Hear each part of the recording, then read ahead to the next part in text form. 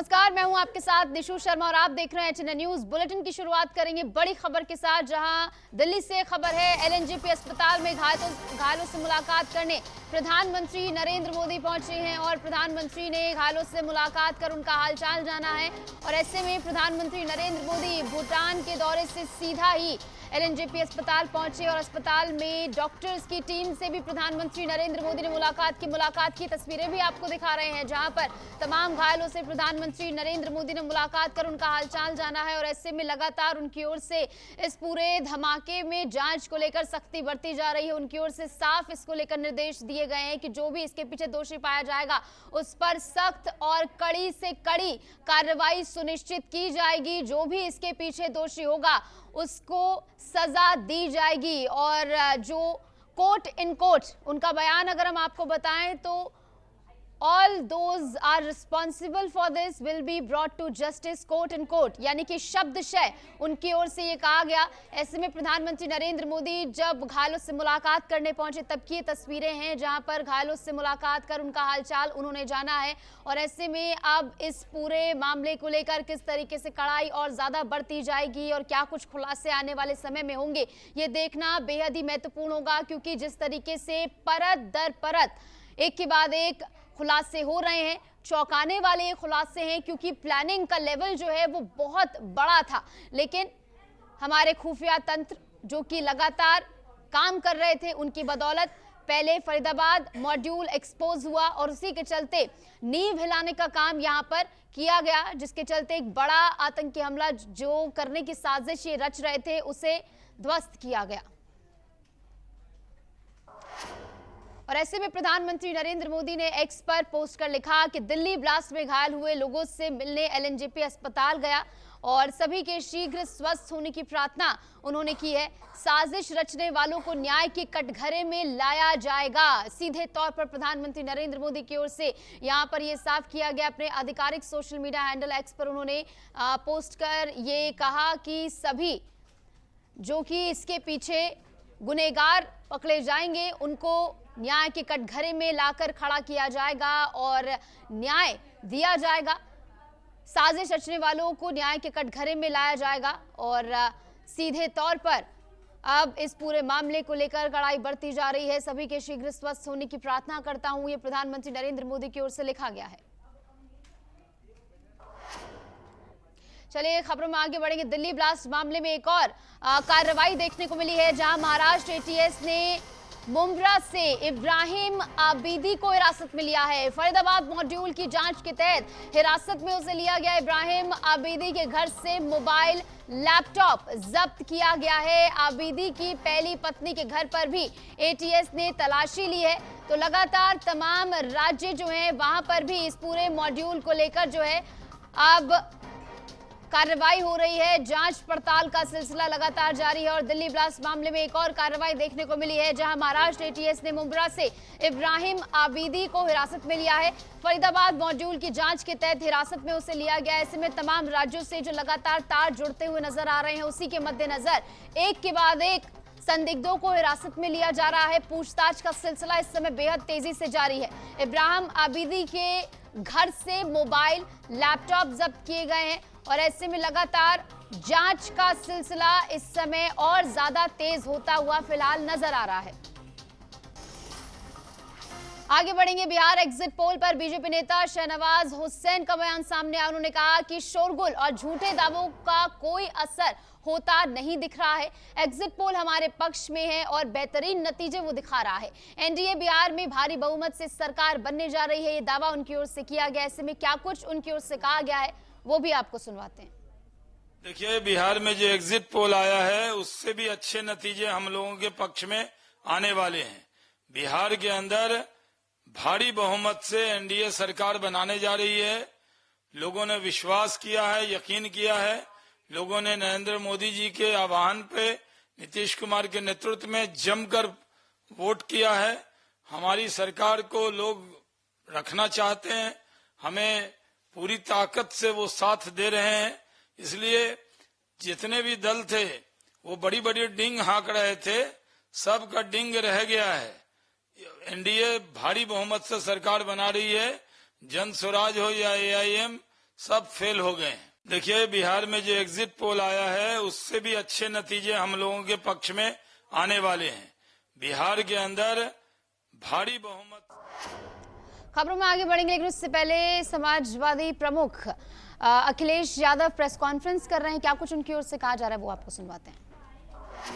कल अखबार में सुना, मैंने पढ़ा कि कुछ नई गाड़ियां खरीद रहे हैं, उसमें भी कमीशन ले लेगी सरकार। जब इन्वेस्टमेंट में कमीशन लेते हैं ये लोग, अच्छा अगर ये इन्वेस्टमेंट मान लें इनका कि यूपी में इतना इन्वेस्टमेंट आया है, तो एक अधिकारी जो अंडरग्राउंड हुआ था उसने कितना कमीशन मांगा था, तो जो आ चुका है तो उतना तो कमीशन दिया होगा ना उन्होंने। कमीशन जा रहा है, इंसेंटिव नहीं, कमीशन जा रहा है। यहां तो इन्वेस्टमेंट कम, कमीशन ज्यादा। लेबर इन सर्विस सेक्टर, हमारे मजदूरों को बुरा हाल है। एक पोर्टल बनाया कि ये पोर्टल में सब रजिस्टर करेंगे। पूरे देश में सबसे ज्यादा माइग्रेंट लेबर अगर किसी स्टेट के हैं तो उत्तर प्रदेश के। नंबर 1 उत्तर प्रदेश है, नंबर 2 बिहार है। सबसे ज्यादा हमारे उत्तर प्रदेश के लेबर बाहर गए हैं और इन्हीं का पोर्टल बता रहा है। जो हमारे माइग्रेंट लेबर हैं सबसे ज्यादा यूपी के हैं। रजिस्टर्ड लेबर की संख्या नहीं बताएंगे, उस सेक्टर को कुछ नहीं, ई कॉमर्स में कुछ नहीं। One district one product, Lucknow का वो आ गया और यूनेस्को ने टैग कर दिया, यूनेस्को ने अवार्ड कर दिया फूड और इसको एक कैटेगरी में डाल दिया लखनऊ के ट्रेडिशनल फूड को। तो हमारी सरकार योगी जी कहने लगे कि वन डिस्ट्रिक्ट वन कुजीन। मैं नकल करने में बहुत आगे हैं, कोई चीज नकल करने को मिल जाए। अच्छा लखनऊ का खाना कौन सा है बताइए? वेज कबाब है क्या? वेज गुलावटी कबाब है क्या? है कुछ तो होगा ना, कौन सा खाना है? खाना नहीं बताया, बताइए। मैं कितना भेदभाव मन में है इनके कि जो यूनेस्को ने कैटेगरी में डाला हमारे लखनऊ की तहजीब, लखनऊ का ट्रेडिशनल फूड, हमारी हेरिटेज की वजह से विरासत है हमारी, उसको क्या है नाम नहीं बता रहे हैं। बताइए आप, तारीफ सब कर रहे हैं, कौन सा कबाब आया कैटेगरी में नहीं बता रहे हैं। बताओ आया क्या है नाम, किसी ने पढ़ा नहीं? क्या चीज आई है हमें तो समझ में नहीं आया। चॉइस साहब क्या था ये? लखनऊ को कौन सा खाना है? हैं?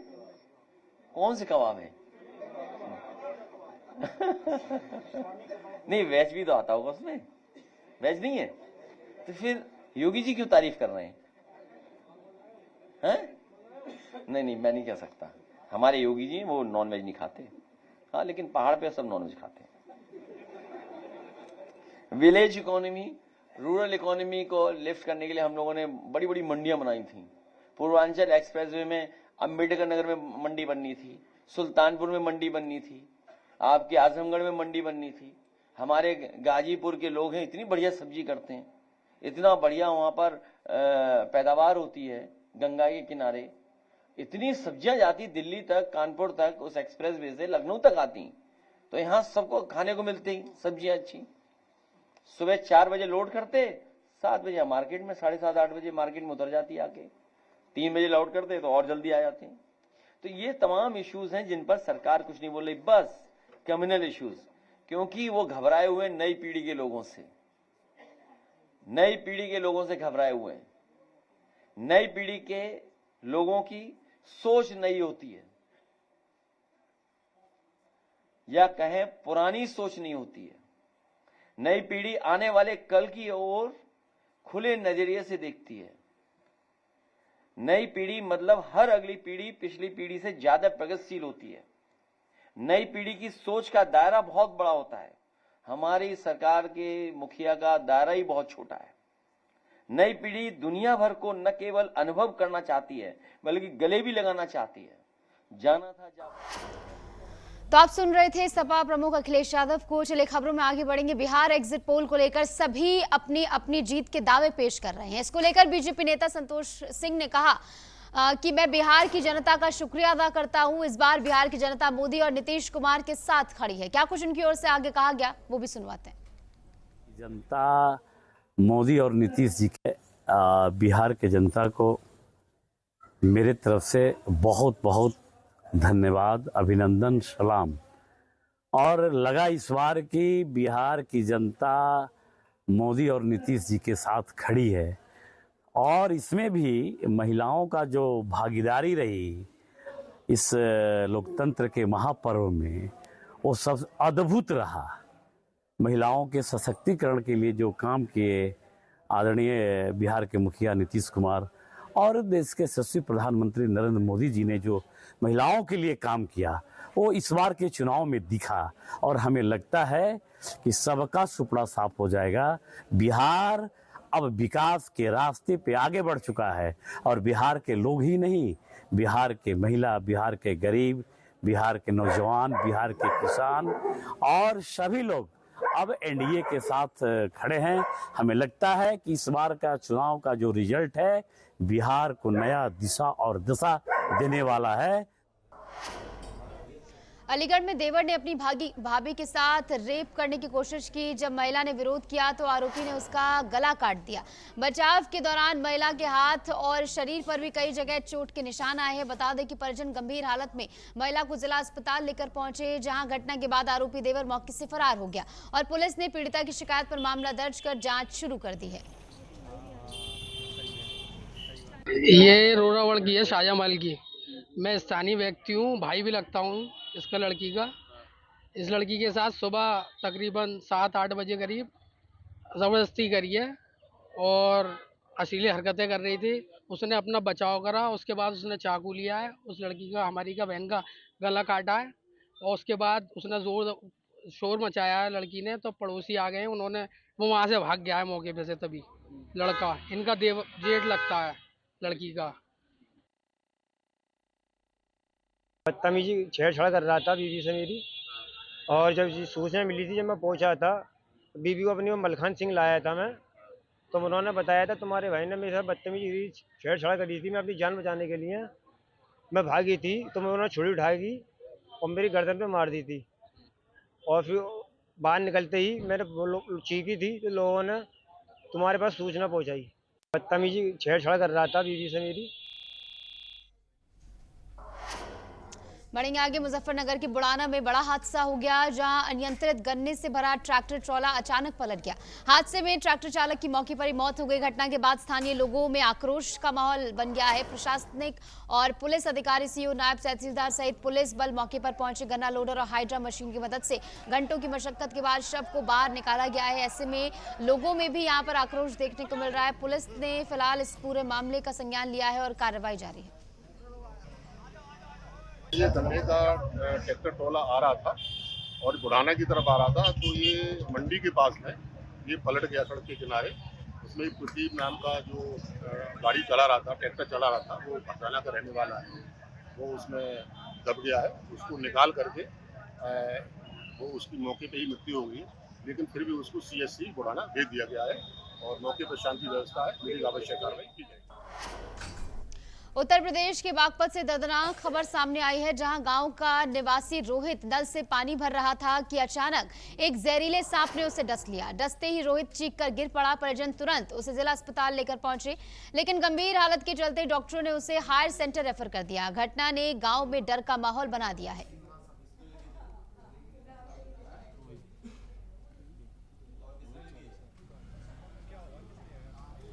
घटना के बाद गांव में भय का माहौल बना हुआ है। पानी भरते समय युवक को सांप ने डस लिया।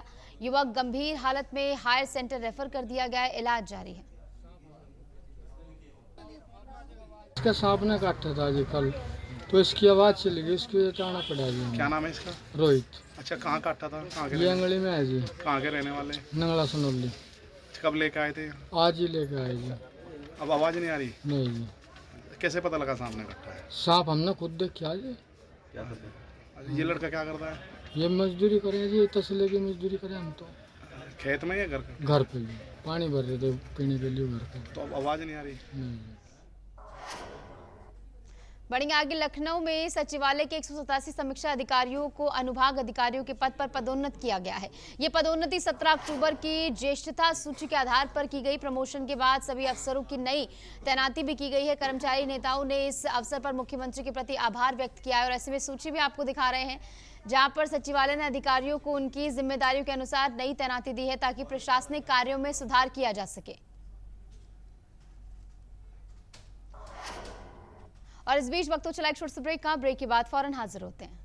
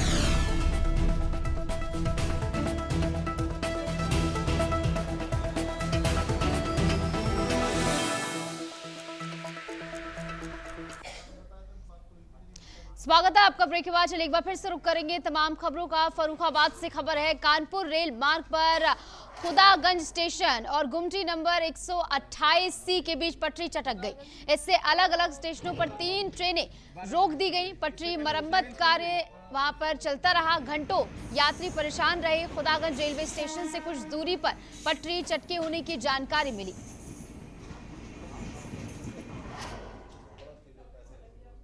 बढ़ेंगे आगे। बरेली के प्रेमनगर से दबंगों की दबंगई का वीडियो सामने आया है, जहां थाना क्षेत्र के भुड़ मोहल्ले में दबंगों ने घर में घुसकर मारपीट और तोड़फोड़ की। मारपीट, तोड़फोड़ और गाली गलौज का वीडियो सोशल मीडिया पर वायरल हो रहा है।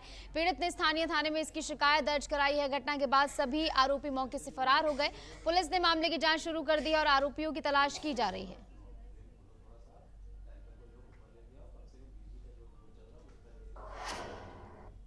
एटा के गांव कलवरिया में संदिग्ध परिस्थितियों में 50 साल शख्स की मौत यहां पर हुई है। परिवार में इससे कोहराम मच गया। घटना की सूचना मिलते ही पुलिस मौके पर पहुंची और मृतक के शव को कब्जे में लेकर पोस्टमार्टम के लिए भेजा गया। मृतक के भाई ने गांव के ही लोगों पर मारपीट का आरोप लगाते हुए कहा कि मारपीट के कारण उसकी मौत हुई है। फिलहाल पुलिस मामले की छानबीन करने में जुटी हुई है। 50 वर्षीय शख्स की संदिग्ध परिस्थिति में मौत को लेकर पूरे गाँव में हड़कंप मचा हुआ है। पुलिस ने घटना की जाँच शुरू कर दी है।